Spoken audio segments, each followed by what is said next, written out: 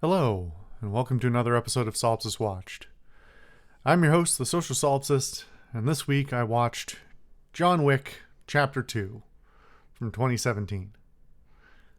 Apologies in advance if there is noise in the background of this video. There is some nonsense going on outside that I have no control over. But anyway, John Wick Chapter 2, a movie that has taken me an unreasonable amount of time to get around to.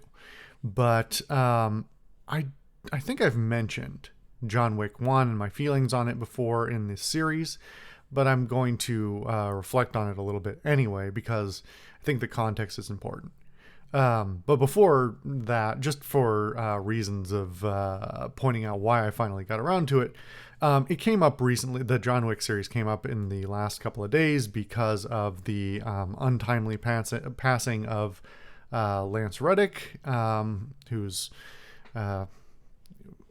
anyway, that's a terrible loss, and we're sad to lose him. But he has a minor role in several of the John Wick movies, in which he is quite good. And so the discussion came up, and I ended up watching this with a couple of people as sort of both me catching up on the John Wick series, or working on catching up at this point, with the fourth one having just come out, but also to enjoy one of his performances once again. John Wick 2 is it's a little weird for a whole bunch of reasons, not the least of it which is just its existence at all. John Wick 1 is a movie that I am generally more middling on than most folks. I still think it's a very good quality film for all the things it does right. But I have more qualms than most about some of its structure and writing. In particular, the end of the movie, the first movie in particular, is kind of sloppy and sort of wavers in tone and isn't quite sure whether it's trying to be melodramatic or action, or it just sort of seems to lose the focus that a lot of the rest of the film has. But overall, I think it's a quality film, and one that unfortunately the vast majority of Hollywood has still not entirely learned from, and learned that you can in fact make an action movie with good choreography and quality stunts and so on and so on. It is perfectly possible, and not even on that high of a budget.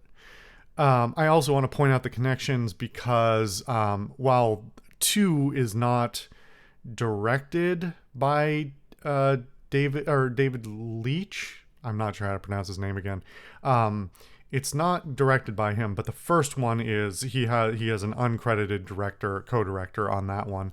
I don't actually know what his role was on this one. He was somewhere in the production, I think, but not as director. But obviously the links that I've pointed out before, especially to Bullet Train from a few weeks ago, that I enjoyed a lot of, and has, because of his connection, probably in no small part, a lot of the same qualities that I do enjoy in the John Wick films, as well as Atomic Blonde, which I was a little more middling on, but still quite enjoyed and thought did a lot of those same things super, super well. So just pointing out the connection there, and continue to enjoy seeing his work and the work of the people who he has previously collaborated with. This is directed by Chad Still. I think it's Stahelski. I'm probably butchering that, but I believe he's also a former stunt person and stunt coordinator. And so that's like sort of the whole thing behind the John Wick series is, what if you let the stunt people write and direct and produce their own shit, so that the stunt people's work is not butchered in the editing room or in the writing room, and so you actually get to see what people can do.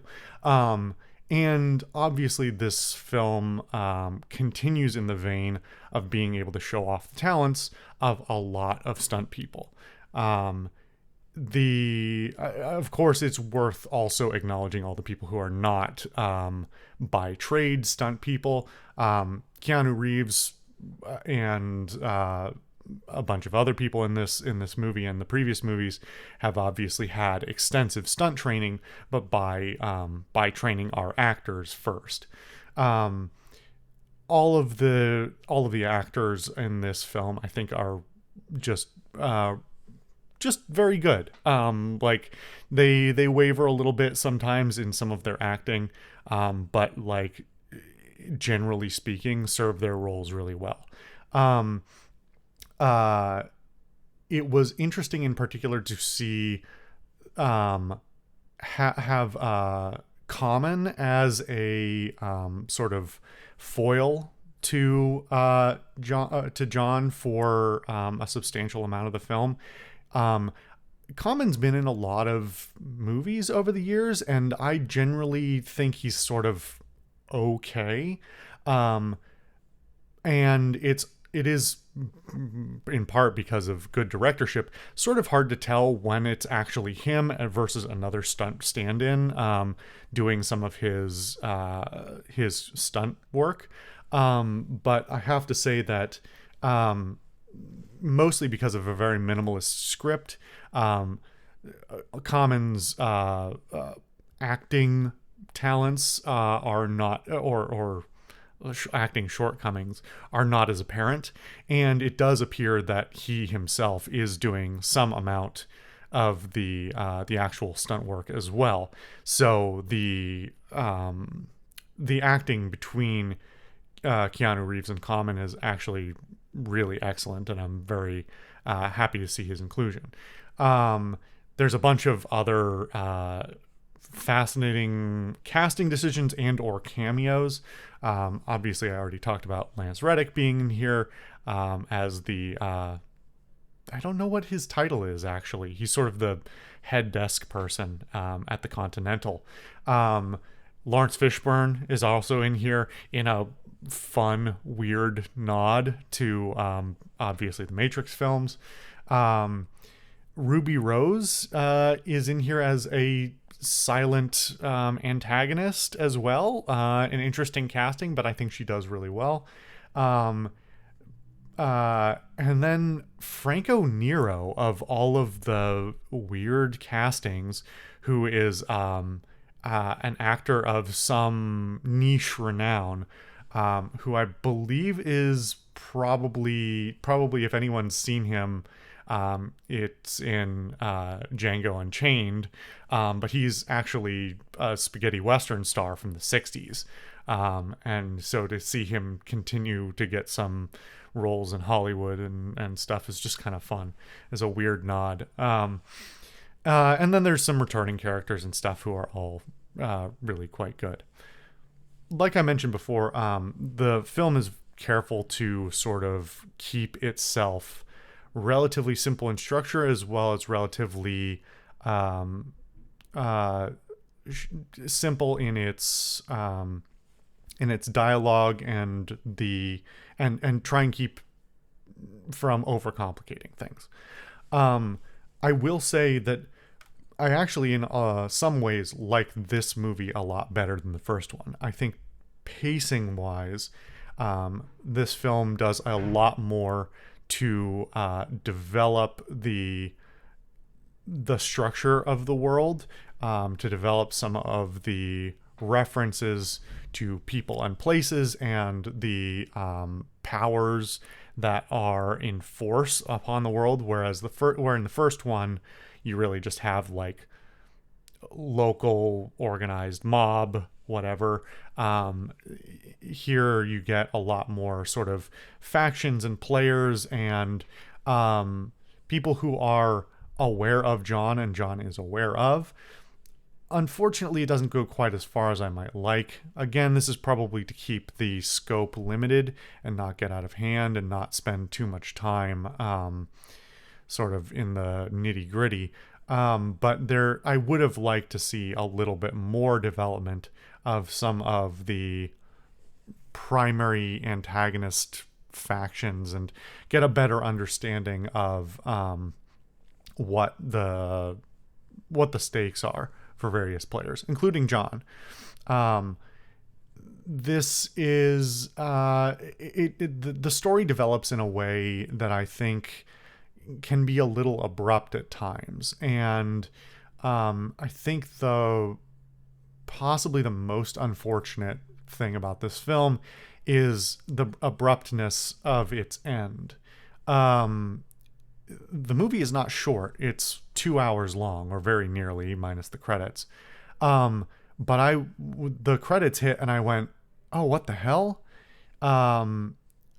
Because it comes to an abrupt stop, where it seems like, in terms of your typical structure of a narrative, it is reaching its climax, but has not quite, like, it has had ascending levels of climaxes, minor climaxes, but has not sort of reached its final climactic moment. And to have the movie then sort of just end is very abrupt and kind of jarring. And when this film has spent more time than the previous entry in trying to develop your interest in various characters and stakes, having it end the way that it does feels rude, for want of a better phrase. It's just very, very jarring all of a sudden. I don't know what the story is behind that, and whether or not that was always the intention, or whether it's possible that this was originally one long script that was broken up into two films, this and the third one, or something like that. Or if maybe it was supposed to end even earlier, which is, I could see as a possibility. There are a couple of moments when they could have had a cleaner break, but they felt like they needed more of a hook.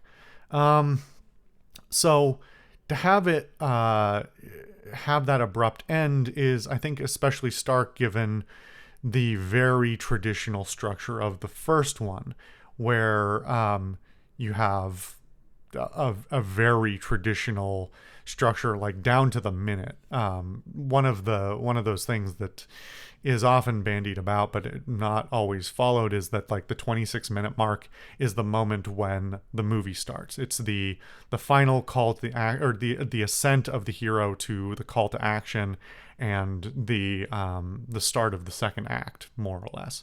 And that movie follows it to a T, and then has its ascending climaxes, and then a final climax, and then a ramping down, in a way that still manages to hook into a further films, or further interest in future. This one really very much leaves you on a cliffhanger in a way that is just very jarring, and I still haven't quite gotten over. Not spoilers. Non-spoilers, I will probably be watching number 3 in the not too distant future.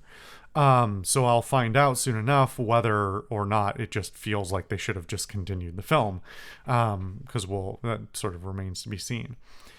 I'm going to give this movie in general all the same production compliments that I gave the first one, as well as some similar compliments I gave to Bullet Train and Atomic Blonde. I think choreography is impeccable. I think this movie actually does better than the first one in terms of using its space and its color and its lighting to its advantage, and uses a variety. It's not just a lot of differently lit dark areas. There are some moments of, like, brightly lit things, and much more open, much larger areas that makes the whole spectacle a little bit more impressive. The downside of that is that there are quite a few more moments of going, yeah, but you're just wandering around in public. Why is nobody freaking out about this? About the goings on? Why is everybody just sort of okay with the gunfire that's happening here, or whatever else, or ignoring somebody committing violence or having violence committed upon them, or visibly wounded and bleeding or whatever. And there is some amount of that you can just apply to anybody who's spent any substantial amount of time on big city public transit, can attest to the attitude of not my business that you have to sort of take at some point and just sort of get out of the way of people doing dumb bullshit. But the extent of this film is so ridiculous that there ought to be more, civilians on the sidelines having a little bit more of a reaction. It adds, I don't know if it adds to the realism in the way they necessarily intended, whereas the first one is very very like contained to only people who are more or less directly involved. This one has a lot more cases of civilians, and I think they may have meant that for realism, but instead it sort of goes the opposite way and highlights the absurdity of it all. And kind of takes away from some of the tone sometimes when we're trying to have trying to engage in this story of hitmen and assassins and guns for hire that is like inherently ridiculous, but when not given the contrasting context to work with, doesn't seem quite so absurd. So it adds a level of unintentional cheese as a result. I think the editing and stuff is the post-production stuff is done really well. I think it is cut together pretty impeccably with a few very minor effect things that I noticed. There's a lot that's done to sort of set things up and pay things off, and give you signpost what is about to happen in a way that is engaging and exciting, rather than sort of like taking away from the mystique. It really adds to it. And there's just a lot more sort of nice production shots, sometimes to the point of absurdity of like, what is this? Why does this space exist? Why does this space that they're in look like this? How is this possible that this exists? But again, it's sort of the just cartoonish enough to raise questions, but not too severely disturb your suspension of disbelief. On the whole, I was really, really enjoying this film, probably more so than number one, up until that ending. It's just very weird, and it's not like it leads up to a weird ending. It just abruptly stops, and you're like, why is that? Why did this movie just lose, a 20% of its grade or whatever because of where it decided to cut? It's just so weird. But overall, like in terms of being a continuation of this minor side trend in Hollywood of making more well-produced action films with better choreography and more competent stunts, it continues in that vein, and I don't have too much to complain about. It's been quite a while since I've seen John Wick 1, so in terms of deciding which one I actually like better overall, the first one is more balanced. The second one is probably better production overall. If I had to pick one, I'd have to rewatch them both and make that decision. So it's at least interesting on its own. Anyway, sorry about the noise outside. Thank you guys for watching yet another episode of Solipsist Watched. I've been your host, the Social Solipsist, and I'll see you guys next time.